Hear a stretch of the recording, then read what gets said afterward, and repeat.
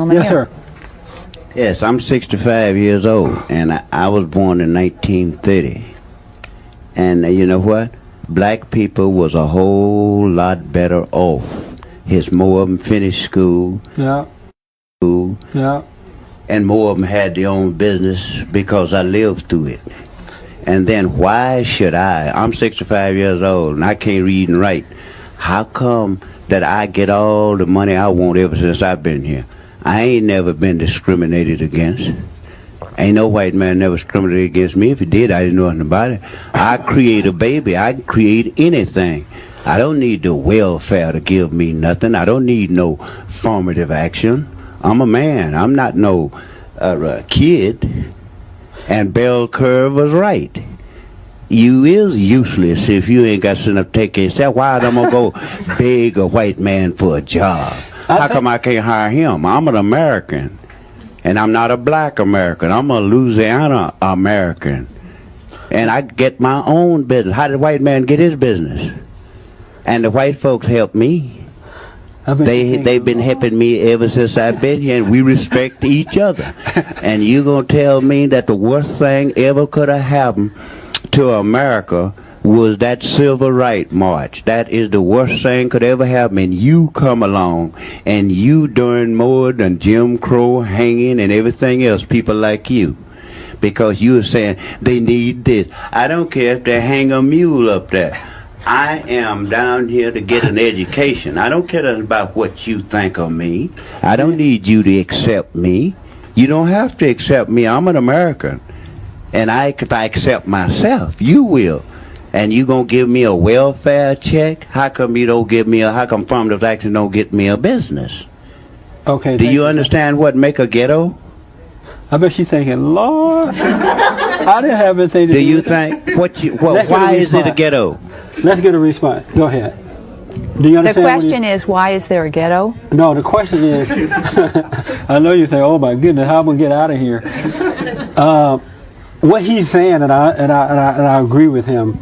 As a black man, it's a put down to give us something as though we can't make it on our own, just like the white man. The white man has to work hard. Yes, he has a little leeway because his folks have been owning this country for, ever since whenever. But he has to get up, he has to earn his way, he work hard, he disciplines himself, he do what it takes to make a life for himself.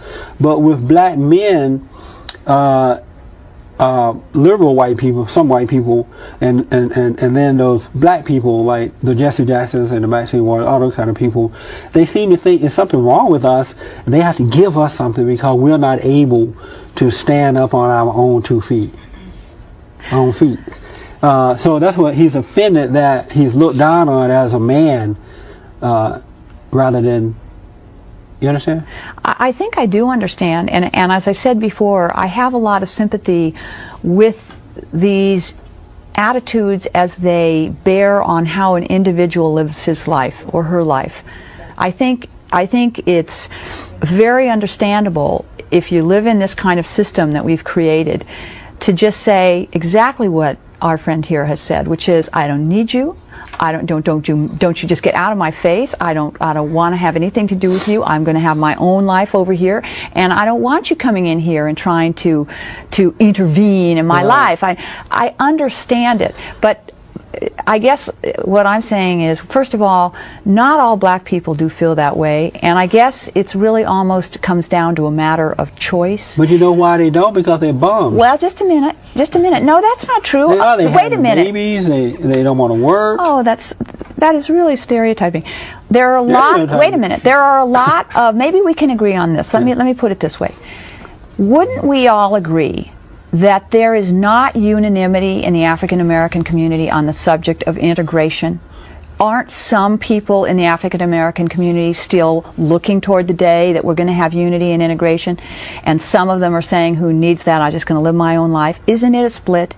Yes, there is. It is a split. And I guess what I'm saying is, because people have freedom of association in our country, they have freedom of association. I believe in that. It's a very precious right. People have the right to go off and be by themselves in some unstructured way. It's like our example at school. You can't make people have friends. You can avoid giving them a building and letting them take over the whole campus with their party that gets in everybody's face so that it permeates the whole system. But in terms of can people hang around together? Absolutely. You can never do away with that right.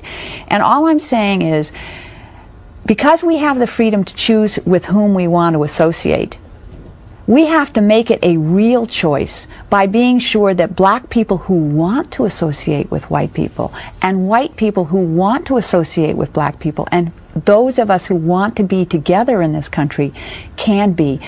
You don't like white people, you don't ever have to come and see me. You don't have to have anything to do with me. But because I respect your feeling of wanting to be. But that's not what he's saying. But whatever it is, I completely understand it, and I think everybody gets that choice. No, but that's right not what now, he's saying. What he's saying is that when you have a group of people out there trying to make his life easy by giving him something, he don't want that kind of thing. Well, that's a different question. Now we've talked about how you have to open up the choice for integration so that those who want it can choose it. That's point one. Now the second point is, well, what do we do about things like welfare and I guess really, isn't it welfare?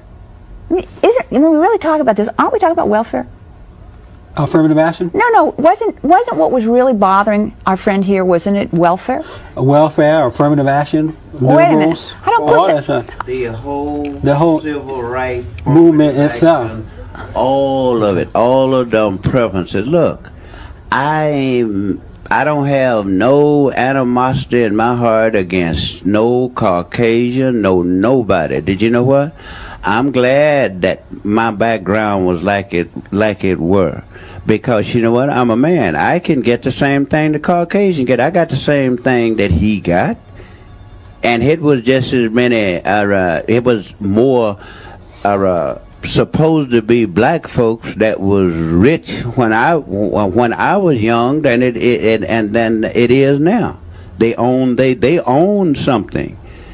And this is what's wrong. And after 64, everything went crazy when people like you and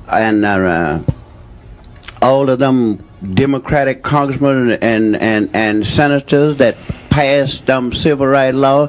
You know, can you define civil rights? They said they're marching for the civil rights. I want to find out who got them. I don't need Martin Luther King to go get nothing from me. I'm mobile. Okay, I can go get what I need. Time is going on. Give it to her. Can you define civil rights?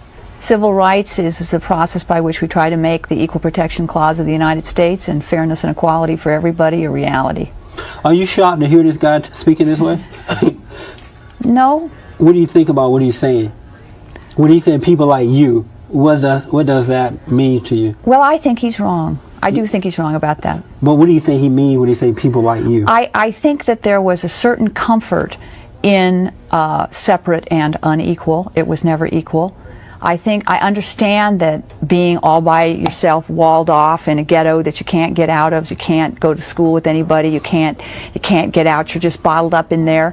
I understand that there's a comfort to it in that everybody's kept there and everybody relates to each other, and that there was a fabric in the black community in those years that is disturbed when people try to go out and blend. I understand hostility to that, because I do. It's just a matter of being able to imagine how it would feel. On the other hand, it is part of the pain of progress. I mean, we could not go on that way. That was a wrong, evil system, and it was not. We just could not go on that way. Okay. I think we should talk to this gentleman. Yes, here. sir. Yes, I'm 65 years old, and I was born in